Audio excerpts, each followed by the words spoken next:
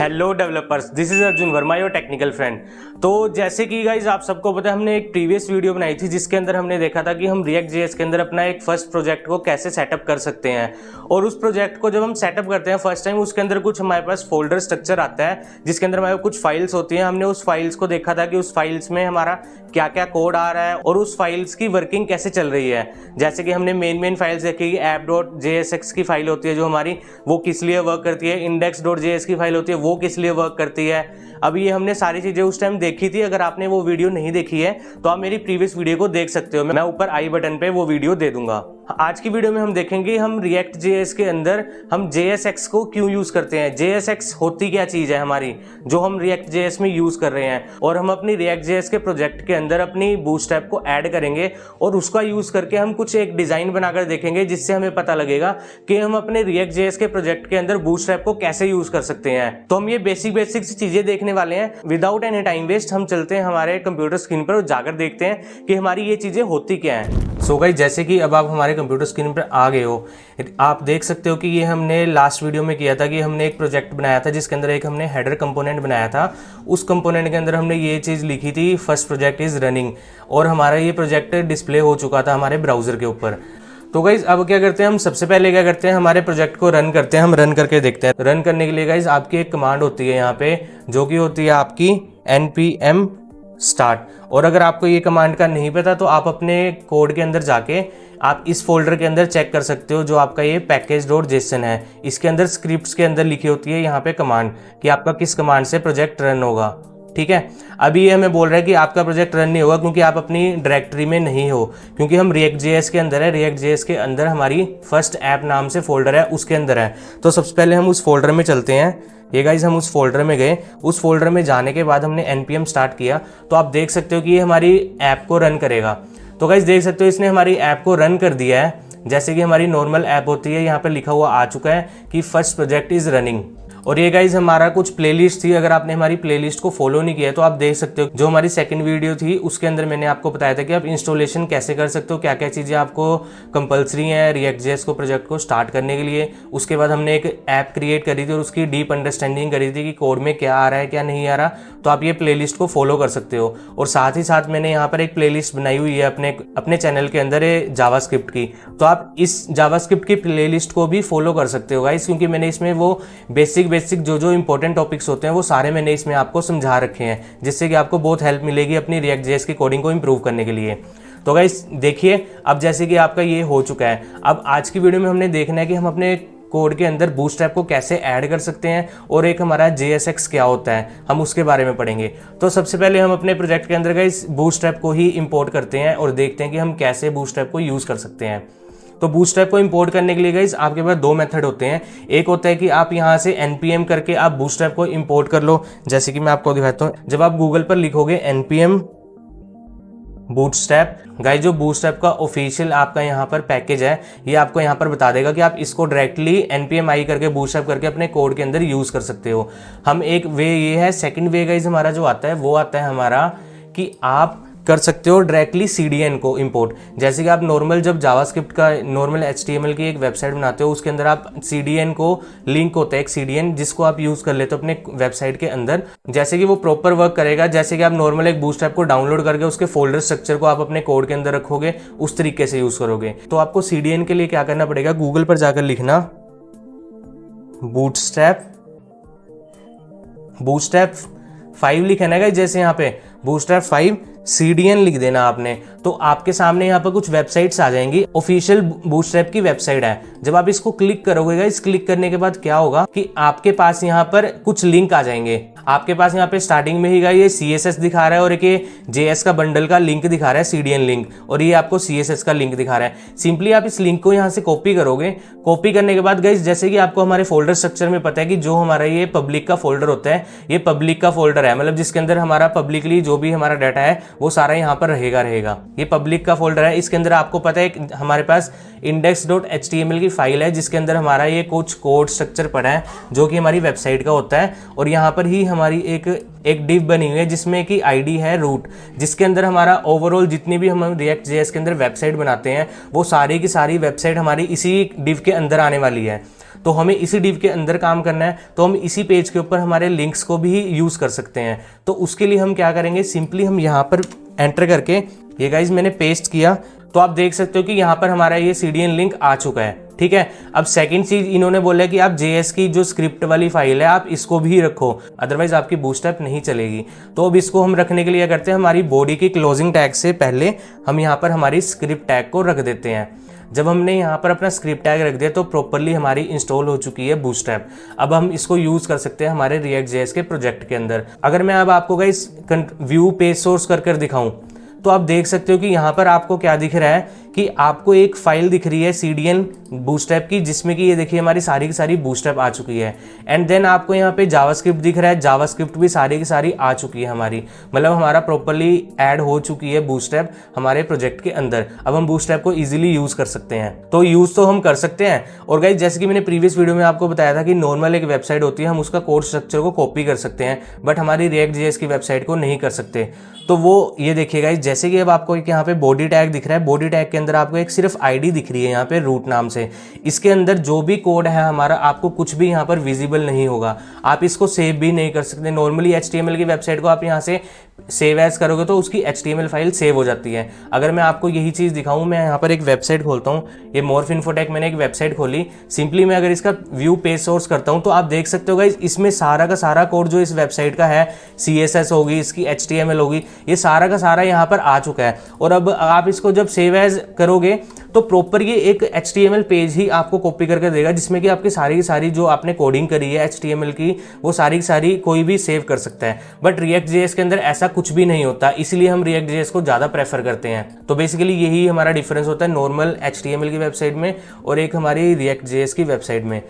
ठीक है, अब हमारी ये तो ऐड हो चुकी है। तो गाइज हम सबसे पहले क्या करते हैं, हम अपनी ऑफिशियल बूटस्ट्रैप की वेबसाइट पर चलते हैं बूटस्ट्रैप को यूज़ करने के लिए।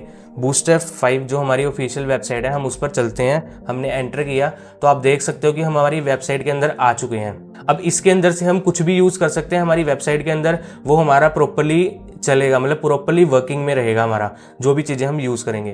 तो सबसे पहले गाइज हम क्या करते हैं, हमारी वेबसाइट के लिए सबसे पहले हम एक हेडर ही लगाते हैं यहाँ पे, क्योंकि हमने एक, ये आप देख सकते हो कि हमने एक हेडर कंपोनेंट ही बनाया था ना, तो इसी हेडर कंपोनेंट के अंदर ही हम यूज़ करके देखते हैं हमारी बूटस्ट्रैप को, जिससे हमें पता भी लग जाएगा कि हमारा प्रॉपर चल भी रहा है या नहीं चल रहा। तो उसके लिए हम क्या करते हैं, उसके लिए हम यहाँ पे कंपोनेंट्स में जाएंगे। कंपोनेंट्स में जाने के बाद आप देख सकते हो यहाँ पे आपको बहुत सारे चीज़ें दिखेंगी, बहुत सारी चीज़ें मिलेंगी आपको, बनी बनाई कंपोनेंट्स मिलेंगे, बटन के components, card, carousel, collapse, drop down, ये सब चीज़ें आपको बनी बनाई मिलती हैं बूटस्ट्रैप के अंदर। सिंपली हम नैव बार पर क्लिक करते हैं गाइस, तो आप देख सकते हो कि जब इसको स्क्रॉल करोगे तो आपके सामने एक कोड दे दिया इसने, जिससे कि आपकी ऐसी नेविगेशन बार आपके प्रोजेक्ट में लग जाएगी। तो हम इसको सिंपली कॉपी करेंगे, कॉपी करके हम अपने चलते हैं प्रोजेक्ट के अंदर। प्रोजेक्ट के अंदर जाके हम यहाँ पर क्या करते हैं, इस डिव की बजाय हम यहाँ पर डायरेक्टली पेस्ट कर देते हैं हमारे इस कोड को। जैसे ही मैंने इस कोड को पेस्ट किया तो आप देख सकते हो इसने कुछ हमें एरर्स दे दिए। ये क्या बोल रहा है, ये आपको एक JSX का एरर दे रहा है कि आपका HR के अंदर क्लोजिंग टैग नहीं है। बल्कि जब हम नॉर्मल HTML यूज़ करते हैं उसके अंदर हमारा क्या होता है कि उसके अंदर हमारा ये एरर कभी नहीं देता। अगर मैं आपको एक चीज़ दिखाऊं, ये हमारी JS की फाइल थी, मैं यहाँ पर एक फाइल क्रिएट करता हूँ header.html, ये मैंने फाइल क्रिएट करी। जब मैं इसके अंदर इसको पेस्ट कर रहा हूँ तो आप देख सकते हो कि ये कोई भी एरर नहीं दे रहा है। मैं इस कंपोनेंट को एक बार कमेंट करता हूँ गाइस, जिससे कि हमारा कोई एरर ना आए। अब ये देखिए, अब मैंने यहाँ पर जब नॉर्मल HTML फाइल के अंदर इसको यूज़ किया तो आप देख सकते हो इसने हमें कोई भी एरर नहीं दिया किसी भी चीज़ का। बट जब हम इसी चीज़ को यूज़ कर रहे हैं हमारी React.js के अंदर तो ये हमें एरर दे रहा है JSX का। तो बेसिकली JSX क्या होती है गाइस, हमारी JSX होती है हमारी जावास्क्रिप्ट का XML format. JSX basically guys वो चीज़ है जो हमें हेल्प करती है React.js के अंदर हमारी HTML को लिखने में, मतलब ईजी कर देती है। हम अपनी ईजिली अपनी React.js के अंदर HTML को कहीं भी यूज़ कर सकते हैं। तो अब ये जो एरर दिया इसने, एरर को हम रिजोल्व करते हैं। रिजोल्व करने के लिए मैं आपको बताता हूँ क्या करना है। अब मैं एक यहाँ पर आपको दिख रहा होगा कि ये नेविगेशन बार हमारी यहाँ से स्टार्ट हो रही है, डिव हमारी यहाँ से हो रही है, मतलब ये आगे पीछे हो रहा है, कोड फॉर्मेटेड नहीं है प्रॉपर। इसी चीज़ को फॉर्मेट करने के लिए हमने एक, आपको पता होगा कि हमने एक एक्सटेंशन यूज़ की थी जिसका नाम था हमारा प्रीटियर।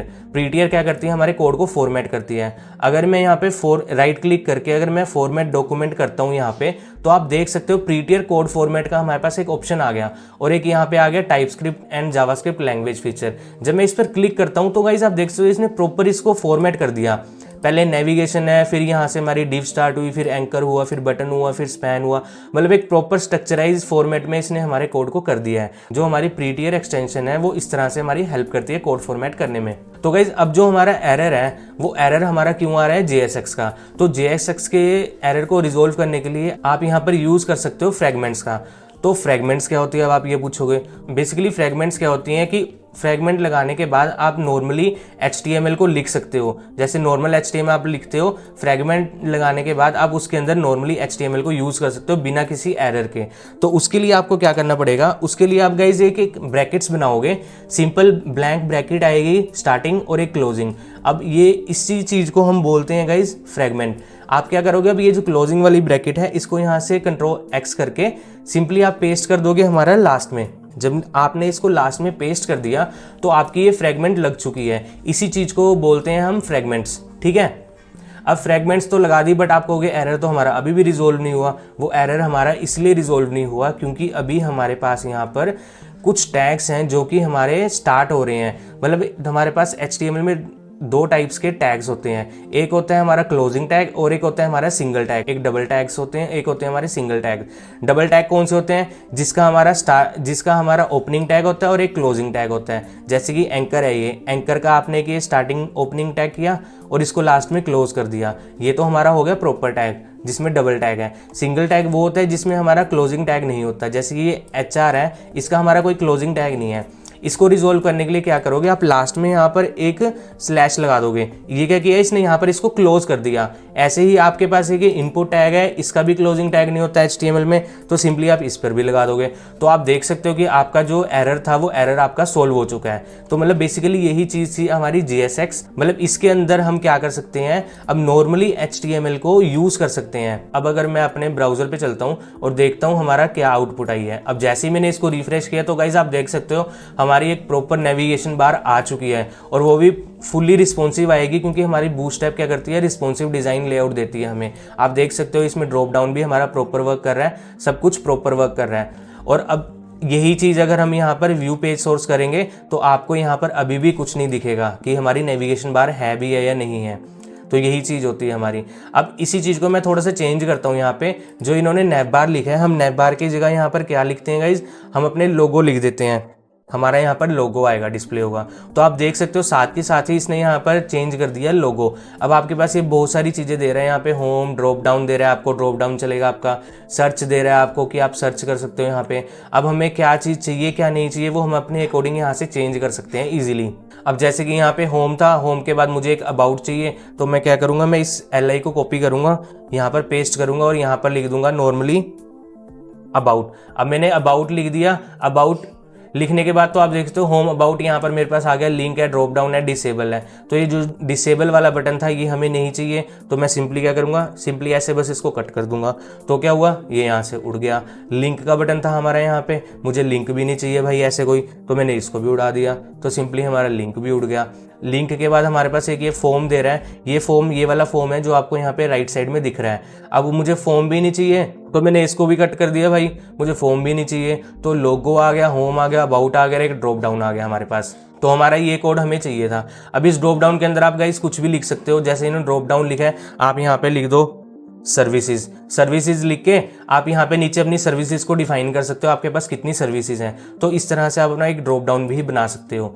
अब हमें क्या चाहिए, अब आप देखोगे कि हमारी लोगो और होम इधर आ रहा है। अब हमें क्या चाहिए भाई, हमारा लोगो यहाँ पे रहे, राइट साइड में हमारी नेविगेशन चली जाए।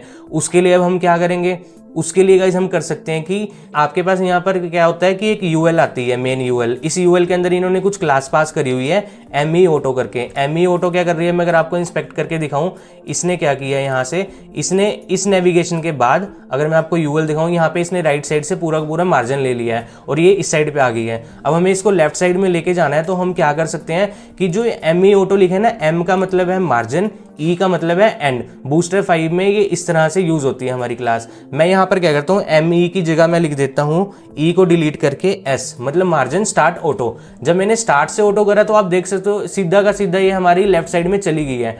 तो इस तरह से आप गाइस बूटस्ट्रैप का यूज करके अपना कोई भी एक वेबसाइट और अच्छे से बना सकते हो।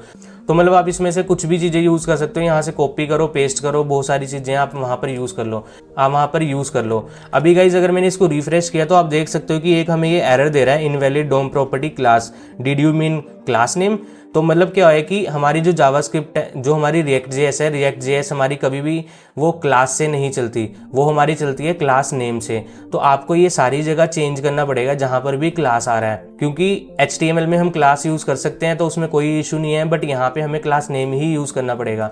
तो उसको चेंज करने के लिए आप या तो सिंगल कर लो, अगर आपके पास, अगर आपको टाइम बचाना है तो आप क्या कर सकते हो, कमांड F करोगे तो आपके पास यहाँ पर एक ये खुल जाएगा सर्च बार, इसके अंदर आपने सिंपली लिखना है क्लास, एंड देन इसको जब क्लिक करोगे तो उसके अंदर आपने अपना जो नेक्स्ट जो अपनी चेंज करनी है, चीज़ रिप्लेस करनी है। अगर मैं इसको यहाँ से कट करता हूँ तो यहाँ पे लिखा हुआ है रिप्लेस, मतलब जो आपने रिप्लेस करना है टेक्स्ट क्लास की जगह, तो मुझे क्या करना है, क्लास नेम। तो मैं इसके बाद यहाँ पर इसको जब हिट करूंगा तो सारी जगह मेरा क्लास नेम आ चुका है। अब अगर मैं इसको रिफ्रेश करूंगा तो आप देख सकते हो कि हमारा यहाँ से कंसोल से एरर हट चुका है। तो हमने क्या किया गाइस, हमने अपने कोड के अंदर, हमने अपने रिएक्ट.जेएस प्रोजेक्ट के अंदर बूटस्ट्रैप को ऐड किया। ऐड करने के बाद हमने एक यहाँ पर नेविगेशन बार लगाई। नेविगेशन बार लगाते हुए हमें क्या एक एरर आया JSX का। JSX का हमें पता लगा कि JSX हम कैसे यूज़ करते हैं हमारी रिएक्ट.जेएस के अंदर, बेसिकली इसलिए हमारी JSX यूज़ होती है यहाँ पे। तो गाइज आज की वीडियो यहीं तक थी कि मुझे आपको बताना था कि हम एक प्रोजेक्ट को कैसे स्टार्ट कर सकते हैं, मतलब एक प्रोजेक्ट के अंदर हम कैसे अपनी बूटस्ट्रैप को ऐड कर सकते हैं और हमारी JSX क्या होती है। तो उम्मीद करता हूँ आपको आज की वीडियो में समझ आ गया होगा कि आप बूटस्ट्रैप को यूज़ करके अपने एक डिज़ाइन को कैसे बना सकते हो। तो गाइज इन केस अगर आपको फिर भी कोई प्रॉब्लम रहती है इस चीज़ में समझने में या कुछ भी, तो आप हमें कमेंट करके पूछ सकते हो, तो वो चीज़ का सॉल्यूशन हम आपको रिप्लाई करके जरूर दे देंगे। एंड देन गाइज अगर आपको वीडियो अच्छी लगती है तो वीडियो को लाइक कर देना एंड चैनल को सब्सक्राइब कर लेना फॉर फ्यूचर वीडियोस। तो मिलते हैं गाइज नेक्स्ट वीडियो में। Thanks for watching this video.